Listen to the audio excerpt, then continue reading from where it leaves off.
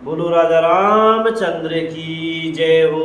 श्री रामचंद्र जी रामचरितमानस अरण्य कांड में संतों से जब मिल रहे हैं तब कैसा प्रभाव है। कृपालु श्री रामचंद्र जी मुनि से मिलते हुए ऐसे शोभित हो रहे मानो सोने के वृक्ष से तमाल का वृक्ष गले लगकर मिल रहा हो।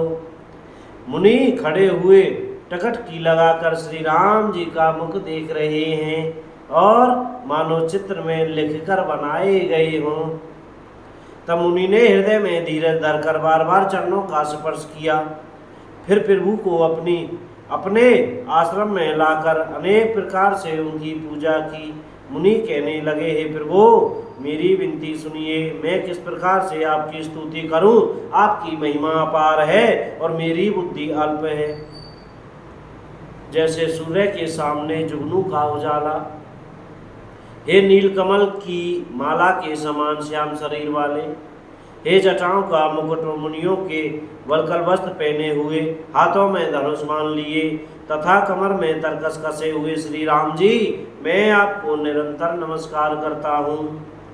जो मोह रूपी गलेवन को जलाने के लिए अग्नि है, संत रूपी कमलों के वन के प्रफुल्लित करने के लिए सूर्य हैं, राक्षस रूपी हाथियों के समूह के पछाड़ने के लिए सिंह हैं और भव आवागमन रूपी पक्षी के मारने के लिए बाज रूप हैं। वे प्रभु सदा हमारी रक्षा करें। हे लाल कमल के समान नेत्र और सुंदर वेश वाले, सीता जी के नेत्र रूपी चकोर के चंद्रमा, शिव जी के हृदय रूपी मान सरोवर के बालहंस, विशाल हृदय और भुजा वाले श्री रामचंद्र जी, मैं आपको नमस्कार करता हूँ। जो संशय रूपी सर्प को ग्रसने के लिए गरुड़ है, अत्यंत कठोर तर्क से उत्पन्न होने वाले, विषाद का नाश करने वाले हैं, आवागमन को मिटाने वाले और देवताओं के समूह को आनंद देने वाले हैं। वे कृपा के समूह श्री राम जी सदा हमारी रक्षा करें। हे निर्गुण सगुण विषम और समरूप, हे ज्ञान वाणी और इंद्रियों से अतीत, हे अनुपम निर्मल संपूर्ण दोष रहित अनंत एवं पृथ्वी का भार उतारने वाले श्री रामचंद्र जी, मैं आपको नमस्कार करता हूँ। जो भक्तों के लिए कल्प वृक्ष के बगीचे हैं, क्रोध लोभ मद और काम को डराने वाले हैं, अत्यंत ही चतुर और संसार रूपी समुद्र से तरने के लिए संत रूप हैं, वे सूर्य कुल की ध्वजा श्री राम जी सदा मेरी रक्षा करें। जिनकी भुजाओं का प्रताप अतुलनीय है, जो बल के धाम है, जिनका नाम कलयुग के बड़े भारी पापों का नाश करने वाला है, जो धर्म के कवच रक्षक हैं, जिनके गुण समूह आनंद देने वाले हैं, वे श्री राम जी निरंतर मेरे कल्याण का विस्तार करें। यद्यपि आप निर्मल व्यापक अविनाशी और सबके हृदय में निरंतर निवास करने वाले हैं, तथापि हे खरापी श्री राम जी, लक्ष्मण जी और सीता जी सहित वन में विचारने वाले, आप इसी रूप में मेरे हृदय में निवास कीजिए। हे स्वामी, आपको जो सगुण निर्गुण और अंतर्यामी जानते हो वे जाना करें। मेरे हृदय को तो कौशलपति कमल नयन श्री राम जी ही अपना घर बनाए। ऐसा अभिमान भूलकर भी न छूटे कि मैं सेवक हूँ और श्री रघुनाथ जी मेरे स्वामी हैं।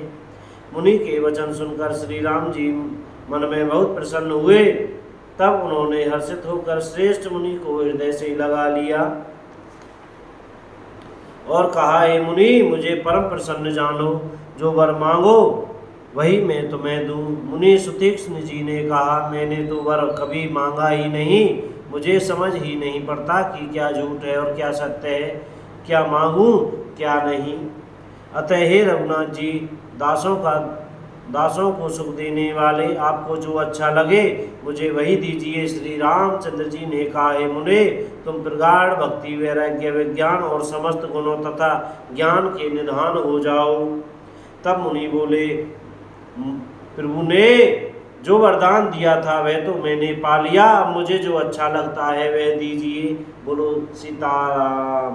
बोल श्री हनुमान जी महाराज की जय हो। राजा रामचंद्र की जय हो। श्री वृंदावन धाम की जय हो। संत समाज की जय हो। अयोध्या धाम की जय हो। चमेली वन धाम की जय हो। राजा रामचंद्र की जय हो। जय सिया राम सीताराम। भैया बोलने में, पढ़ने में, कहने में भैया हमसे कोई गलती हो गई हो तो कृपया क्षमा करते रहिएगा, और मुख से सीताराम सीताराम राधे श्याम बोलते रहिएगा भैया। जय राम जी की।